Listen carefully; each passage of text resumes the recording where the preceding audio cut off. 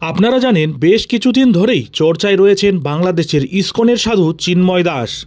জাতীয় পতাকা অবমাননার অভিযোগে রাষ্ট্রদ্রোহিতার মামলা হয়েছে তার বিরুদ্ধে। একই অভিযোগ রয়েছে আরও ১৯ জনের বিরুদ্ধে। তবে সোমবার বাংলাদেশের বিমানবন্দর থেকেই গ্রেপ্তার করা হয়েছে চিন্ময় কৃষ্ণ দাসকে। এরপরেই মারাত্মক ক্ষোভে ফেটে পড়েন বাংলাদেশে বসবাসকারী সংখ্যালঘুরা। তারপরেই প্রতিবাদে সরব হন তারা। ভারত সরকারের তরফেও ইসকনের সাধুর গ্রেপ্তারি এবং জামিন মঞ্জুর না হওয়ার ঘটনায় উদ্বেগ প্রকাশ করা হয়েছে। এদিকে চট্টগ্রামে ইসকনের সাধু চিন্ময় কৃষ্ণ দাসকে যে মামলায় গ্রেপ্তার করা হয়েছে সেটি দায়ের করেন স্থানীয় বিএনপি নেতা ফিরোজ খান। গত ২৫ অক্টোবর হিন্দু জাগরণ মঞ্চের উদ্যোগে চট্টগ্রামের লালদিঘি ময়দানে সভা করা হয়েছিল। সেই সভায় প্রধান বক্তা এবং অন্যতম উদ্যোক্তা ছিলেন চিন্ময় কৃষ্ণ দাস। মাঠ লাগোয়া একটি ল্যাম্পপোস্টে বৈষম্য বিরোধী ছাত্র আন্দোলনের নেতৃত্ব ওই দিন একটি জাতীয় পতাকা টাঙিয়েছিল। অভিযোগ, সেই জাতীয় পতাকার উপরে ইসকনের ধ্বজা টাঙানো হয়েছিল। বিএনপি নেতা ফিরোজ খান চট্টগ্রাম মেট্রোপলিটন পুলিশের কাছে ওই ঘটনা নিয়ে অভিযোগ দায়ের করেন। বাংলাদেশে চিন্ময় কৃষ্ণ দাসের গ্রেপ্তারের পর সোমবার বিজেপি সাংসদদের নিয়ে আয়োজিত এক অনুষ্ঠানে পশ্চিমবঙ্গের বিজেপি নেতা শুভেন্দু অধিকারী চিন্ময় কৃষ্ণ দাসকে গ্রেপ্তারের ঘটনায় উদ্বেগ প্রকাশ করে বলেন, আমরা তার নিঃশর্ত মুক্তি দাবি করছি। তাছাড়া এই গ্রেপ্তারের নিন্দা জানিয়ে কলকাতায় বাংলাদেশ ডেপুটি হাই কমিশনের সামনে বিক্ষোভ করবেন বলে জানান বিজেপি নেতা। চিন্ময় কৃষ্ণ দাস ব্রহ্মচারীকে মুক্তি না দিলে পতাকা নিয়ে বাংলাদেশ ভারত সীমান্ত বন্ধ করে দেওয়ার হুমকিও দেন তিনি। শুভেন্দু অধিকারী তার ভেরিফাইড ফেসবুক অ্যাকাউন্টে এক পোস্টে চিন্ময় কৃষ্ণ দাস ব্রহ্মচারীর মুক্তি দাবি করেছেন।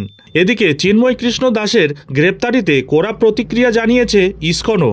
সোমবার ঢাকা থেকে গ্রেপ্তার করা হয়েছিল তাকে। তারপর থেকেই প্রতিবাদে উত্তাল বাংলাদেশের সংখ্যালঘু হিন্দু সমাজ।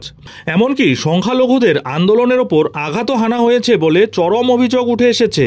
ইতিমধ্যেই সন্ন্যাসীর জামিনের আবেদন খারিজ করে দিয়েছে আদালত। এই পরিস্থিতিতে কড়া প্রতিক্রিয়া জানালো এবার ইসকন কর্তৃপক্ষ। ভারত সরকারকে এই বিষয়ে হস্তক্ষেপ করার আর্জিও জানিয়েছেন তারা।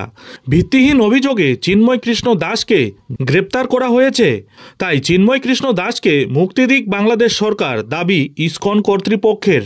এ ব্যাপারে ইসকন এক্স হ্যান্ডেলে ভারতের প্রধানমন্ত্রী, বিদেশমন্ত্রী, বিদেশ মন্ত্রক, ইন্ডিয়ান হাই কমিশন ঢাকা ও BDMOFA কে ট্যাগ করে নিজেদের অবস্থান স্পষ্ট করেছে।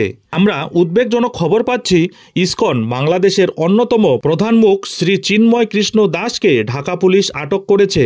বিশ্বের যে কোনো স্থানে সন্ত্রাসবাদের সঙ্গে ইসকনের কোনো সম্পর্ক আছে এমন ভিত্তিহীন অভিযোগ করা নিন্দনীয়। ইসকন ইনক ভারত সরকারকে অবিলম্বে পদক্ষেপ করার জন্য এবং বাংলাদেশ সরকারের সঙ্গে কথা বলার জন্য আবেদন জানাচ্ছে। আমরা একটি শান্তিপ্রিয় ভক্তি আন্দোলনকারী।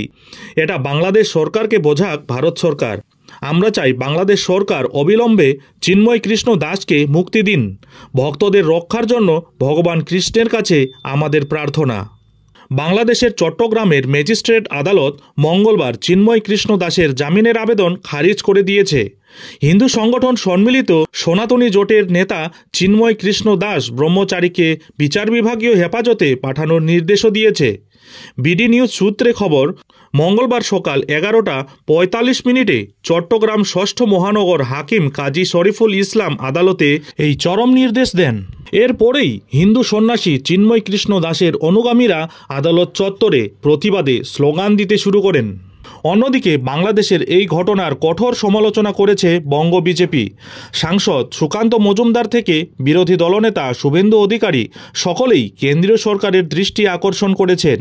চিন্ময় কৃষ্ণ প্রভুর গ্রেপ্তারের নিন্দা করে বিদেশমন্ত্রী এস জয়শঙ্করের হস্তক্ষেপের আর্জি জানিয়েছেন সুকান্ত মজুমদার।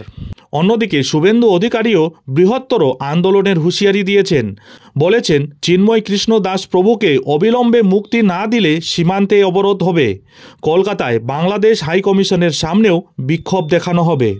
প্রসঙ্গত, বিগত কয়েক বছরে বিশেষ করে মোদি জামানায় ভারতের বৈদেশিক সম্পর্ক অনেক বেশি উন্নত হয়েছে বলে দাবি করা হয়ে থাকে। বিদেশি রাষ্ট্রনেতাদের সাথে বরাবরই বন্ধুত্বপূর্ণ সম্পর্ক বজায় রেখে চলে ভারত। কিন্তু ভালো করে লক্ষ্য করলে দেখা যাবে বাংলাদেশের ক্ষেত্রে বিষয়টা কিন্তু একেবারেই আলাদা।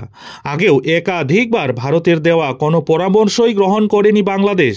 ইসকনের সাধু গ্রেপ্তার হওয়ার পর ভারতের দেওয়া বিবৃতিতে একেবারেই নাখুশ বাংলাদেশ।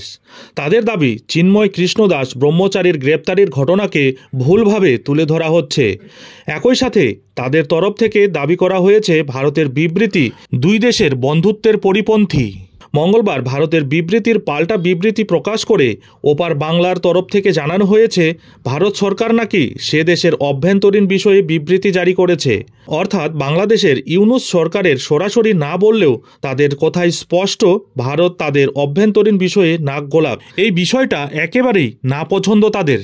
এদিন ইউনূস সরকার বিবৃতিতে জানিয়েছেন অত্যন্ত হতাশা ও দুঃখের সঙ্গে সরকার লক্ষ্য করছে যে চিন্ময় কৃষ্ণ দাসের গ্রেপ্তারের ঘটনাকে কিছু মহল ভুলভাবে তুলে ধরছে।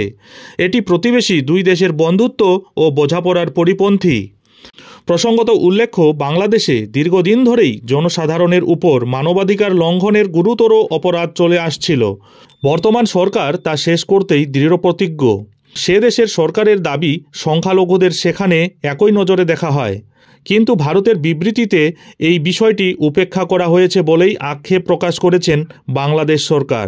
ওপার বাংলার দাবি বাংলাদেশের সরকার ধর্ম জাতপাত নির্বিশেষে সকলকে মত প্রকাশের ক্ষেত্রে সবাইকে সমান অধিকার দিয়ে থাকেন। সেই সাথে সংখ্যালঘুদের নিরাপত্তা নিশ্চিত করার দায়িত্ব সরকারের। যাই হোক, এখন এখানেই শেষ করছি। এই ধরনের পরবর্তী গুরুত্বপূর্ণ আপডেটগুলি ঠিক সময় মতো পেতে অবশ্যই চ্যানেলে চোখ রাখুন।